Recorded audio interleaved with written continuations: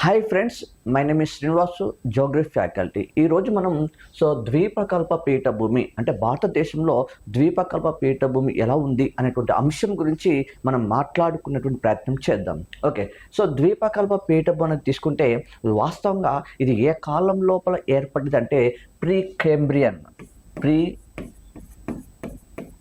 Cambrian కాలం లోపల మాత్రమే ఏర్పడింది. ఇలా ఏర్పడినటువంటి ఈ యొక్క ద్వీపకల్ప పీఠభూమిలో దేని ద్వారా ఏర్పడిందంటే అగ్నిశిల ప్లస్ రూపాంతర శిల ద్వారా మాత్రమే ఏర్పడింది.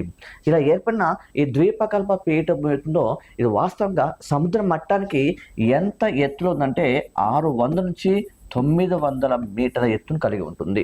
అదే కాకుండా ఈ ద్వీపకల్ప పీఠభూమిలో ఇది ఇండియాలోనే అతి పురాతన నైసర్గిక భాగం చెప్పచ్చు. అయితే ఆ రకంగా ఉన్నటువంటి ఈ ద్వీపకల్ప పీఠభూమిలో దీని విస్తీర్ణం ఎంత ఉందంటే 16 లక్షల చదరపు కిలోమీటర్ మాత్రమే కలిగి ఉంటుంది. ఈ రకంగా ఉన్నటువంటి ఈ ద్వీపకల్ప పీఠభూమిలో భారతదేశంలోనే the biggest or largest physical part of India అని చెప్పవచ్చు. ఇక్కడ ఈ రకంగా ఉన్నటువంటి ఈ ద్వీపకల్ప పీఠం మనం తీసుకుంటే ఇది ఏ ఆకారం కన్నా త్రిభుజాకారం. తిప్పేసినటువంటి ఒక త్రిభుజం ఎట్లా ఉంటుందో ఆ త్రిభుజ ఆకారం లోపల మాత్రమే కలిగి ఉంటుంది. This is the shape of peninsula plateau. ఓకేనా.